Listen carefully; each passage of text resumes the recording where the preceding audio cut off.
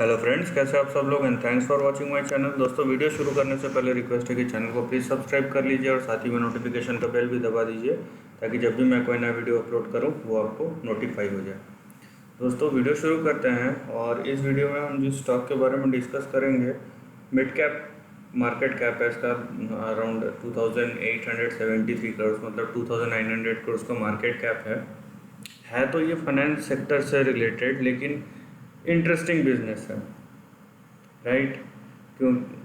इसका अगर हम शेयर होल्डिंग पैटर्न देखें तो 20% प्रमोटर का है, बाकी पूरा 80% जो पब्लिक के पास है। लेकिन उस 80% में जो स्टेक है वो बड़े बड़े इंस्टीट्यूशन ने लेके रखा है, और जो प्रमोटर है 20% जिसके पास होल्डिंग है वो है बीएससी लिमिटेड, उसका बड़ा प्रमोटर।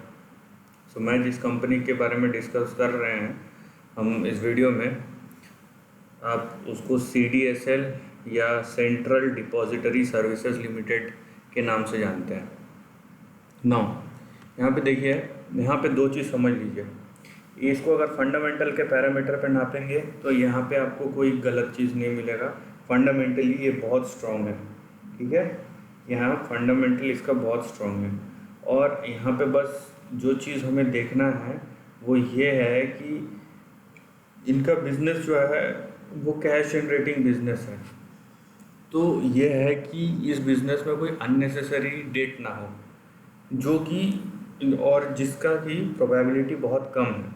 क्योंकि देखिए, सेंट्रल डिपॉजिटरी जो ये सर्विस है वो एक्सचेंजेस यूज़ करता है, या एक्सचेंज और इन्वेस्टर के बीच में जो कम्युनिकेशन है, एक तरीके से कम्युनिकेशन, और दूसरी तरीके से जो डेटा डिपॉजिट होता है उसका का पूरा रिकॉर्ड संभाल के रखना, वो CDSL करता है, ठीक है। आपके पास डॉक्यूमेंट भी आया होगा। आप अगर रजिस्टर्ड किसी भी ब्रोकर के पास जाएंगे तो NCDL या CDSL का जो है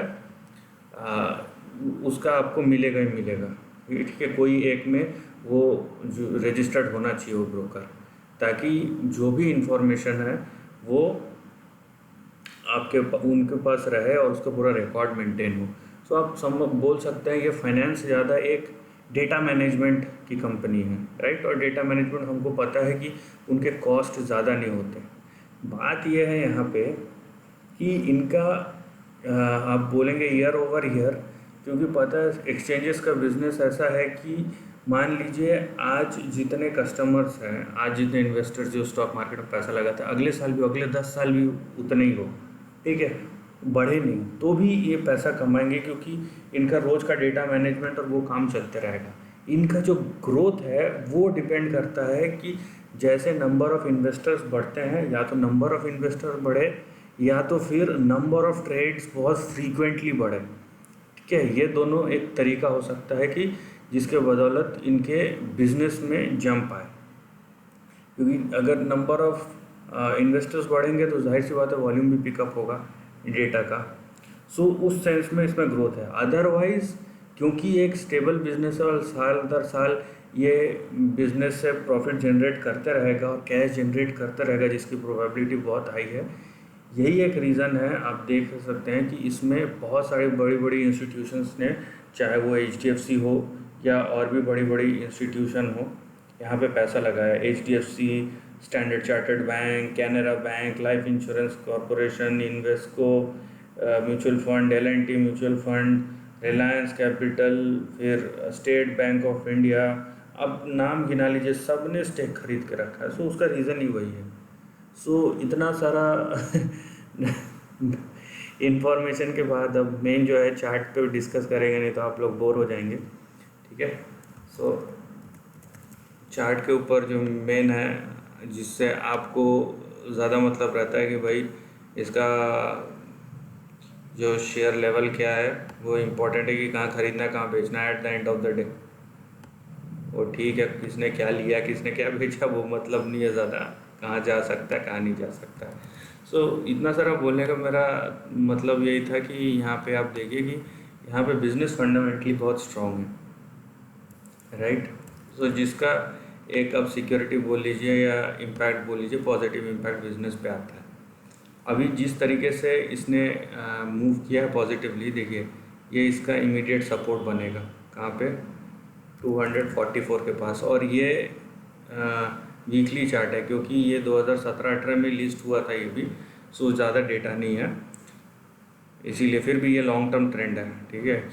ये ट्रेंड फॉर्मेशन में कई महीने या इनफैक्ट 2 से 3 साल भी कम से कम लग सकते हैं। सो आपका इमीडिएट सपोर्ट आएगा 244 पे, और अगर वो टूट गया सो यहाँ पे 203 पे अगला सपोर्ट आता है। एंड देन जो मार्च का लो है, पैनिक लो 182 का, वहाँ पे आएगा सपोर्ट, ठीक है। 182 का यहाँ पे सपोर्ट आएगा। नाउ जो रेजिस्टेंस आएगा ऊपर वो आपका सबसे पहले आएगा 304 304 पे, और अगर 304 के ऊपर सस्टेन किया तो ये देखिए यहाँ पे 382 से लेके 397 398, सो 382 से लेके 398 ये जोन जो है आपका, ये बड़ा रेजिस्टेंस प्ले करेगा। इसके ऊपर अगर ये सस्टेन करता है अराउंड, आप समझ लीजिए कि अगर ये 400 के ऊपर सस्टेन करता है तो फिर नया ट्रेंड शुरू होगा। नाउ देखिए एक बात आप याद रखिए, ये सब जो बिजनेसेस हैं ये कैश फ्लो और प्रॉफिट जनरेटिंग बिजनेस है, ठीक है। बेसिकली कैश जनरेटिंग बिजनेस है। तो ये स्टॉक जो है ना जनरली न्यूज़ में नहीं आते हैं और आएंगे भी नहीं आने वाले टाइम पे। आप देख लीजिएगा ये स्टॉक जो है ना धीरे धीरे बढ़ते रहते हैं और जनरली किसी को पता नहीं चलता है, और एक टाइम के बाद जब वो बहुत बढ़ जाता है तब लोगों का इस पर ध्यान जाता है, क्योंकि ये जैसे 200-300 पे है तो कौन ध्यान देगा, एक नॉर्मल स्टॉक। हाँ, यही स्टॉक जब 3000-4000 हो जाए तब सडनली जाएगा, अरे यार ये इतना कैसे बढ़ गया। तो ये उस टाइप के बिजनेसेस हैं, यहाँ पे ये डिफरेंस है, और ये डिफरेंस हमें समझना ज़रूरी है। और हमें पता रहना चाहिए कि कौन से ऐसे बिजनेस है जो over a period of time जिस पे चीज़ों का इम्पैक्ट बहुत कम है, चाहे वो पॉलिटिकल इशू हो, जियोपॉलिटिकल इशू हो, इकोनॉमिक इशू हो, फाइनेंशियल इशू हो, किसी भी टाइप का इशू हो, नेचुरल इशू, कैलामिटी का इशू, कुछ भी इशू जिस पे सबसे कम से कम दबाव रहे, वहाँ पे हमको जाना है। तो ये समझना और इस टाइप की कंपनीज फाइंड आउट करना बहुत बड़ा टास्क है, और उसके पीछे आपको time and efforts and energy spend करना पड़ता है। So this is the end of the video. दोस्तों वीडियो पसंद आए तो लाइक और शेयर कीजिए, थॉट्स कमेंट सेक्शन में लिख के बताइए, और ऐसे ही नए कंटेंट के लिए चैनल को प्लीज़ सब्सक्राइब कीजिए। Lastly, take care of your family and friends.